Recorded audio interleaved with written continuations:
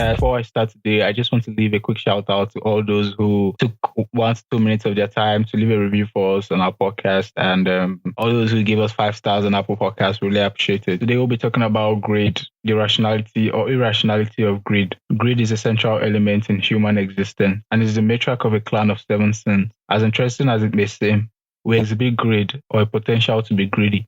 Is greed justifiable? Or better still, is it rational? Where do we draw the line between just pure self-interest and greed? Joining me in today's conversation is Babala Taiwo. What would you say is greed? Or how would you define it? Maybe in a non-textbook manner, how would you define greed? Well, in this conversation, we will highlight some of the positive things about greed. And greed, in definition, it brings about a lot of things into consideration. Okay. And talk about religion, talk about our interests, talk about the positive side, the negative side, who is out, who is gaining more. So to define greed in a simple or a single sentence is oversimplifying greed itself. So very difficult to define. Very, very difficult.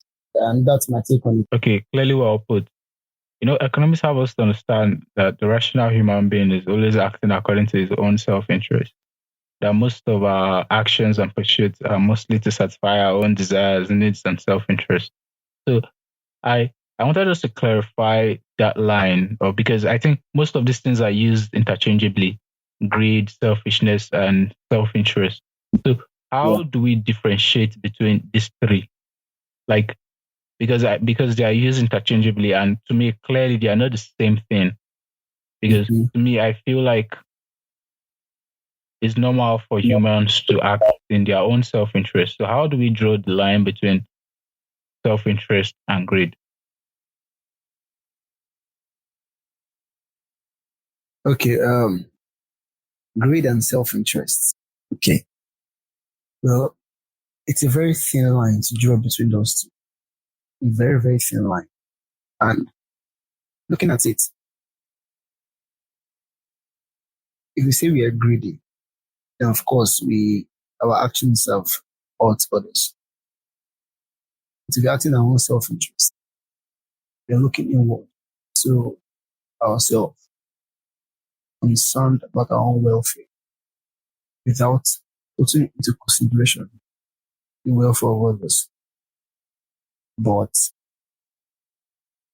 if I were to think about my own welfare, my own self-interest, I would definitely have a tendency to be greedy. And like the opening statement, greed is the matriarch of 7 sins, and lust is part of it. So in lust after something, you want to satisfy yourself, self-interest. And in the prayer of satisfying yourself, you tend to be greedy. And that's the very, very possible. So to draw a line between those two, of course you can draw a line, a very, very thin line, a very, very thin line. And that's all I can say. Yeah, you pointed out some stuff about who in business, in the entrepreneurial world or financial world. Yes. So, because for me, I feel like as an entrepreneur who ventures into a business, you definitely want to make money, and you have a problem that you can solve. So now, though my self-interest, major of my self-interest as an entrepreneur is to make money, and a customer, if I'm a customer in to your company or any entrepreneur's company, I have a problem that I feel like an entrepreneur's company can help me solve. So, all right. So anytime I'm patronizing you, I'm trying to satisfy my own self-interest. So there's a self-interest I have, and your solution to you have a solution to my problem. So that means you can satisfy my own self-interest at that particular time. So I think for major things in nature or just social transactions, I feel satisfying of self-interest is like a currency, because it's now like a currency, because if I satisfy your own self-interest and you can satisfy my own self-interest, then we can do a transaction. I'm solving a problem and I'm getting money in return. My self-interest as an entrepreneur is mostly money. No matter how you want to frame it, most times is like I need Yeah. to make money, and as a customer, I have a problem that needs to be solved. So I feel like in our own life, we are all in this pursuit to satisfy this our own self-interest. So Mm-hmm. if now for greed, especially in the entrepreneurial world, now is this thing is just like most of the stuff about capitalism. Like if so many people now, if I now have so many customers, and if I now have so many customers, it means now I have a buttload of people who need problem solving, and I'm the only one who can deliver. It means more money for me. Of It means course. more people solve their problems. So Mm-hmm. would you now say someone was greedy because more people needed problems to solve for them? In exchange, I will get my own money. Okay, I'm quoting someone now. Noblest of human motivations is greed. Now, I don't mean theft, fraud, tricks, or anything. By greed, I mean people being only mostly concerned about what they are getting for themselves and not about the welfare of others. Now, you're maximizing profits self to solve problems. Okay, so in that part of maximizing profit, don't you think there's a way, there's a part where you cross the line, like this imaginary line? Because if I were to refer to what you just said, Adam Smith said something. He said individuals should act selfishly rather than try to do good for others. Because it is not from the benevolence of the butcher, the brewer, and the baker that we expect our dinner, but from their regard to their own interests. And nobody but a beggar chooses to depend chiefly upon the benevolence of his fellow citizens. Of course, I can't wake up in the morning and expect someone to work for me, to give me food, even to be responsible. And nobody but a beggar relies on people to satisfy them. And of course, I will agree that pursuing your own self, you can, or individuals can promote the interests of the society more than they can with benevolence. If you give out to it, say you are not helping them. Like there's a popular saying, don't give your friend fish, teach him how to fish. But I think there's a borderline, like a very thin line if you talk about greed and self-interest. Greediness in the market or in maximizing profit finds a way to rationalize selfishness into social virtues. It makes um, good emerge as a byproduct of selfishness. So if I'm greedy and I can maximize my profits, I can employ people. Okay, that's rationalizing selfishness. I can employ people to do some things. Now, I'm giving them jobs, of course, I'm giving them jobs. But you are not taking interest with those you exchange business with. Okay. And greediness in itself is a very, very difficult because there's a positive side and a negative side. If you look at it, and Adam Smith himself gave dignity to greed and a new sanctification to predatory impulses. Like you can prey on unsuspecting people. You can monopolize your business. Because you gain the more. You gain everything. But I will agree that greed is the driving forces of human because without it, there won't be competition. There won't. And even as it drives human development, it also brings a part where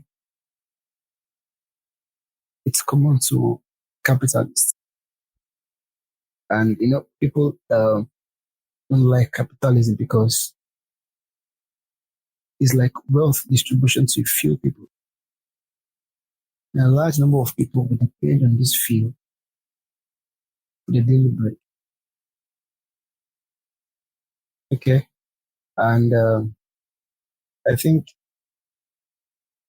broadly defined, greed and self-interest, they are both beneficial and they are reprehensible depending on the situation in the society. I think you put it in a very good way. Like to dwell more on the Adam Smith analogy you gave, the baker, the brewer, and the butcher. I think it really expands on the idea Yeah. of the kind of entrepreneurship we have now in present day. Is like it's not because I'm kind enough. That's why I bring Yeah. out meat or beer or cake to sell for you. It's because I'm trying to pursue a self interest of mine. So I think that really like answers like it brings us to some kind of conclusion that as humans we can satisfy our own self interest by satisfying the self-interest of others. Uh, I don't think so. I don't Why think so? we can satisfy our self-interest, satisfy the self-interest of others at the same time. We can't do it simultaneously. We have to choose a path. So if we are drawing a line between ethicality and profitability, but this is a place where economics rarely addresses. But if we're to draw a line, greed and self-interest are intertwined in economic theory. Now, even to satisfy others, you have to be benevolent enough. But even to satisfy yourself, selfishness has to come in. And if you want to satisfy yourself, at one point or the other,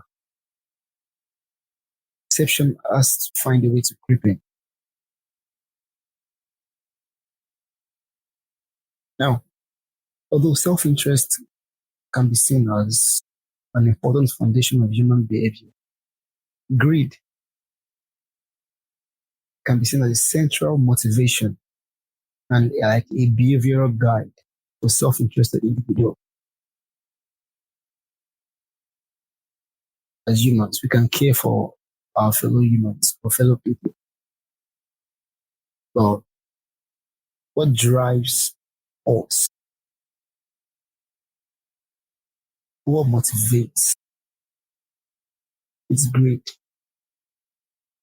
And I said earlier, greed is the noblest of human motivation. Now, greed may be subtle. You may not notice it in yourself. But you can say, oh, this person does, he must be greedy. But to satisfy ourselves and satisfy others simultaneously, I think is impossible.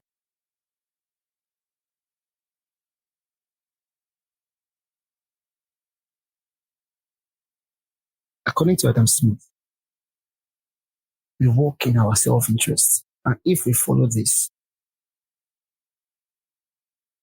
we can't simultaneously please ourselves and others at the same time. That's it. Okay.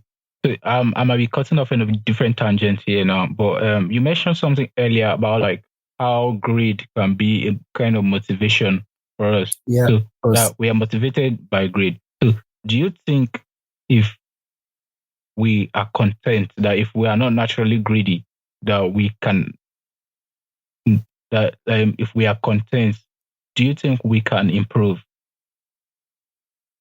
If I'll we're ask ever it. content, I think we'll be talking about greed in just like both in like financial and money aspect. You could be greedy for life, greedy for money, greedy for love, greedy for knowledge. Yeah, So, I agree. do you think we can, when we are content, we can improve? Okay, let me ask a question. A very simple question. Does anyone want to be mediocre? No, I don't think so. A rational human being wouldn't want to be. Does anyone wants to be average? No. No. So if no one wants to be mediocre, if no one wants to be average, self-interest will just find a way, even in politics.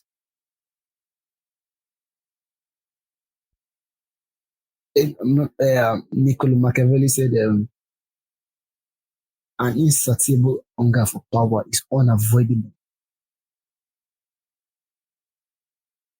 So even in every way, whether like you said, in knowledge, in love, uh, every aspect, you want to find a way to win. You want to win. You want to always win. You want to always win. So if you want to always win, I don't think our ambition will discourage acquisition. Even it brings about competition.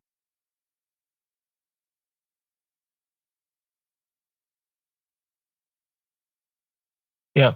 You know, I, because I was thinking about something now, and I reasoned that if okay, if we say that greed is just like the the need for more and more and more of like Mhm. this insatiable feeling, do you think that's a fundamental problem? Because if it's not at the expense of another person, do you think that greed is a fundamental problem? Because if I just want more and Mhm. it's not at the expense of others, then I don't know, but I've not reasoned it as a problem for someone to Well, just want more.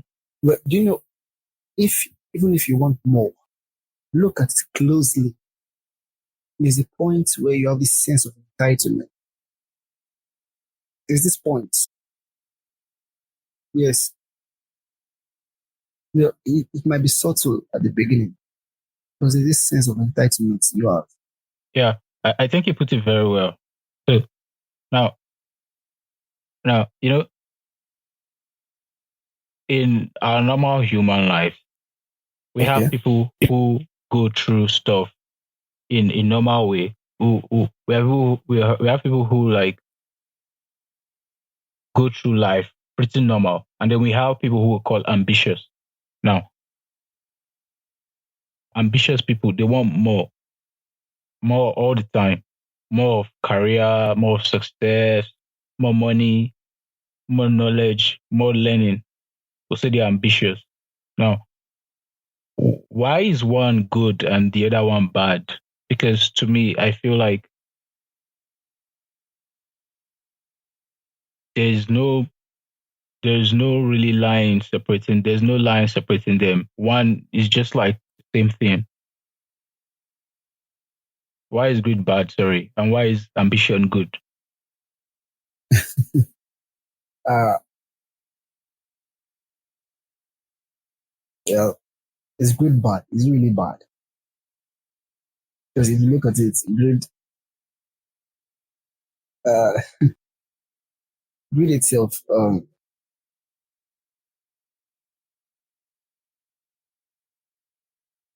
has improved societies. Now, I will give an example. Um, Look at Mark Zuckerberg, for example.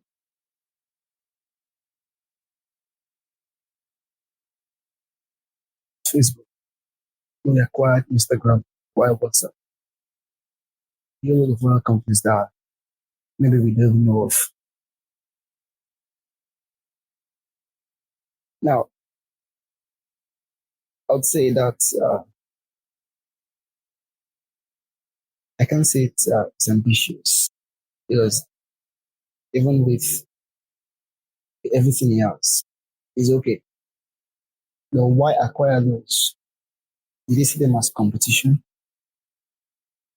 or because he just wants to be superior? That's social psychology. And recent interpretations, if treated greed as the driving forces of human well-being. Okay, and let me take capitalist and the miser. The capitalist is a monopolist. Yeah, he wants to control, have all the goods, and distribute it. But we look at the miser. The miser just accumulates, but he doesn't give up. So Karl Marx noted this fact. I won't call him, let me say fact. Said that this boundless greed after riches, this passionate chase after exchange value, common to the capitalist and the miser. But while the miser is merely a capitalist gone mad, capitalist is a rational miser. Okay, cool. Let me cut you off there real quick, and then let me just ask you one very simple question. If you've ever been motivated by greed in your own life or any kind of endeavor. Yes, I'm motivated by greed. I don't think I can see anyone who has that, but I'm speaking for myself. Yes, I am. We have been really greedy. I think maybe greedy for learning. That's an actual thing. Wanting to control so much knowledge. And I don't know how it plays out, but I'm pretty sure that early on in my life, while growing up in around primary school, I really just wanted to be the one at the top. Like that stuff consumed me in a very, I don't know whether it's in an adverse way, but like I don't want any other person to be at the top of the class if not me. It was like a very, very, very massive competition then. I think for a very young age, you might be surprised, but like I don't know how it grew or how that stuff. But though I was grateful for learning and knowledge to like top the class and all those things. But that itself is a form of greed. But I think it's pretty rational since though I would not call it greed now because I was simply acting on pure self-interest, which was not I think it's a fair game, I'm going to diverge a little bit. Even wealth creation too, it's a fair game because wealth creation is not a zero-sum game. If my being rich does not mean you getting poor. So I think though there's a lot of competition, you get and that's for business. I don't want us to get into so much of this. I know Peter Thiel talks about this a lot in his own book about competition in this sense and those kind of games in the economic market. But like I don't want to diverge into that. So like let's just talk about like some of the ways in which people have been irrational in their own life when it comes to self-interest. Now I can mention some of it like love. For me, I feel like love is irrational because, it takes away this rational assumption of pure self-interest.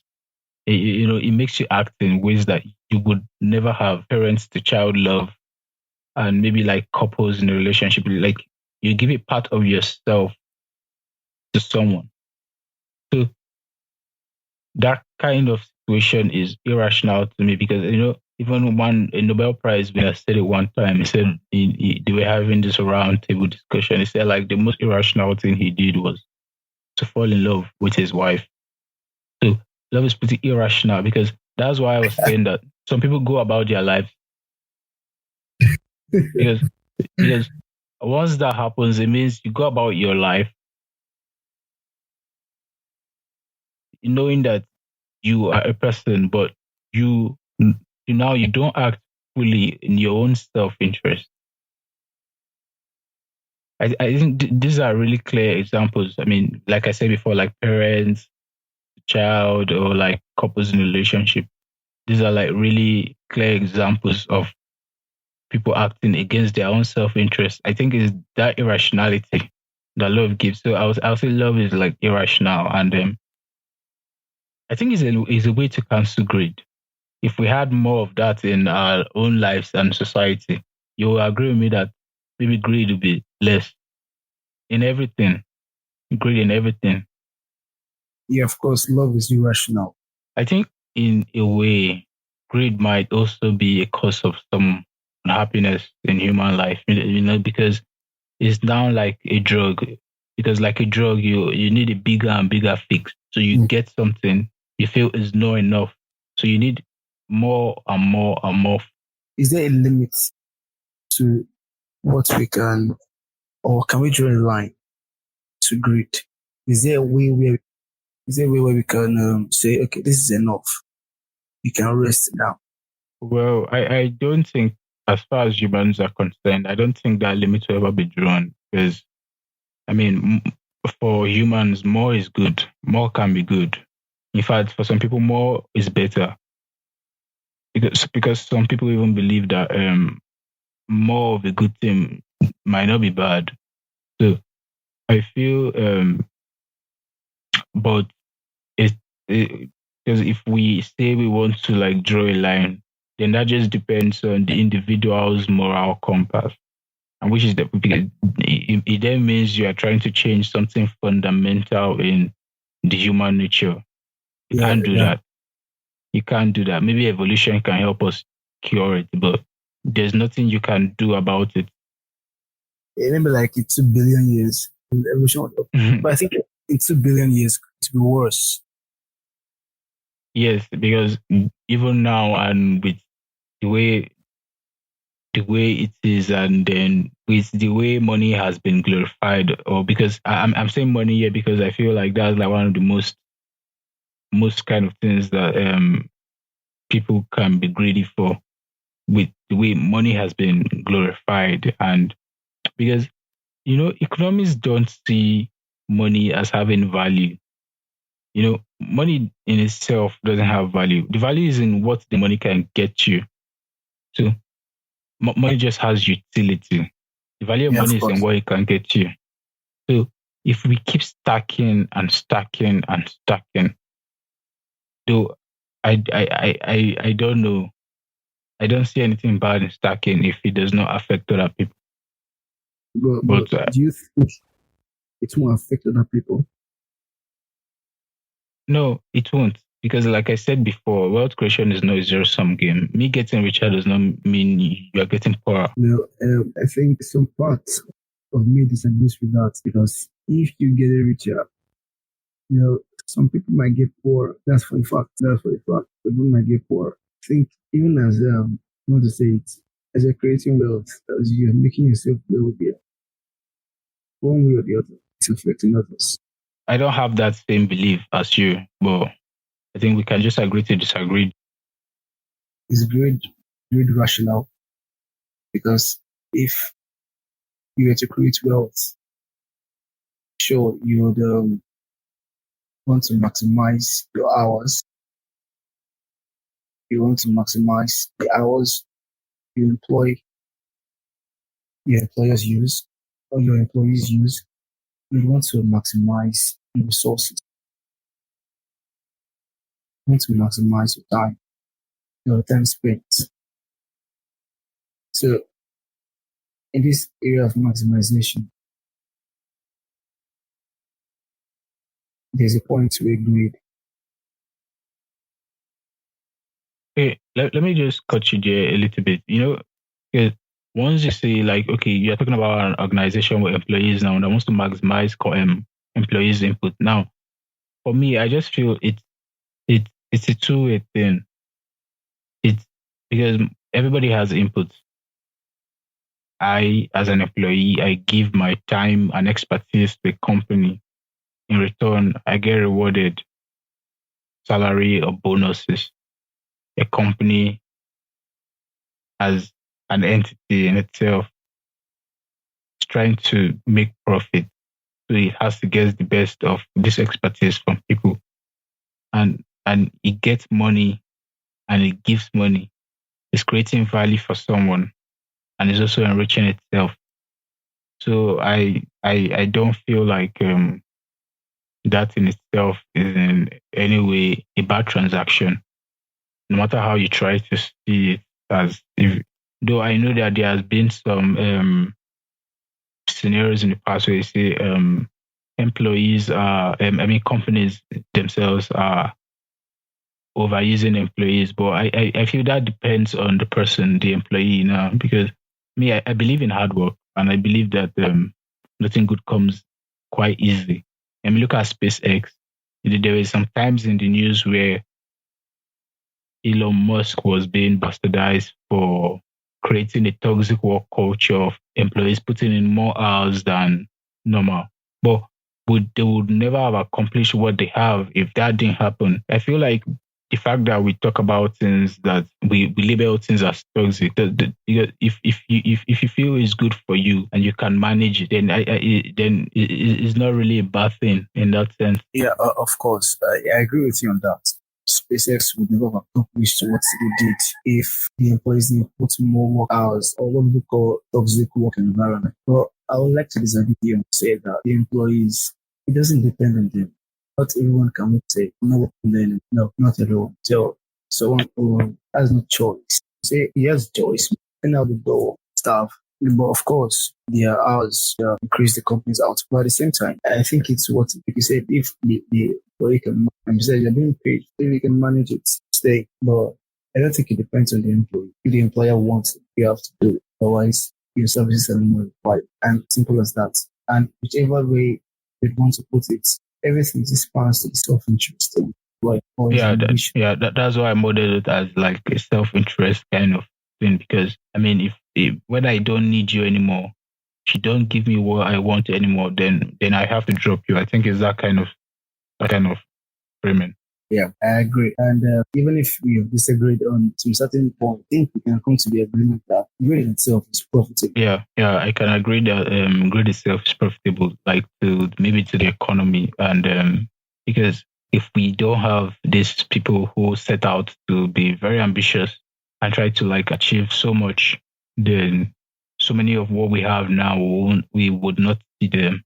And I think it's pretty beneficial. We need more greedy people who set out on different paths to do more things. Yeah, it was a really nice conversation. This is a nice place we can the full stop there. Hey there, thank you for listening to the end. Please leave a review on whatever platforms you are listening, Apple Podcasts, Spotify, Google Podcasts, or Deezer. And also leave us 5 stars if you like this podcast. There's a way for people to also notice this podcast. Wait.